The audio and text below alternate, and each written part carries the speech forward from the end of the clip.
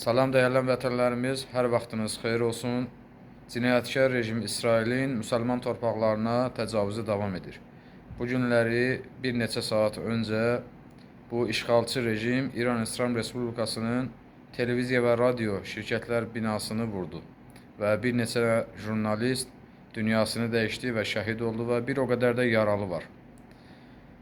Amma nöqtə bundan ibarətdir ki, ölkəmizdə olan bu satqın mediadan heç bir xəbər çıxmadı. Yəni İsraili qınamaq yönündə heç bir xəbər paylaşmadılar. Çünki şərəflərini İsraildən aldıqları məvacibə satıblar. Odur ki, İsrailin ziyanına bir söz deməyəcəklər, xalqımızı aldatmağa da davam edəcəklər. Hardadır bəs söz azadlığının müdafiəçiləri? Hardadır bəs insan haqlarının müdafiəçiləri? Gecə-gündüz bizə bunlardan danışırdılar. Amma indi ağızlarına su alıb susublar. Allah lənət eləsin İsrailə də, Allah lənət eləsin İsrailin himayədarlarına, onun bu cür cinayətlərinə sevinənlərə, onun bu cür cinayətkar hərəkətlərini xalqımızdan gizlədib xalqımızı aldadanlara.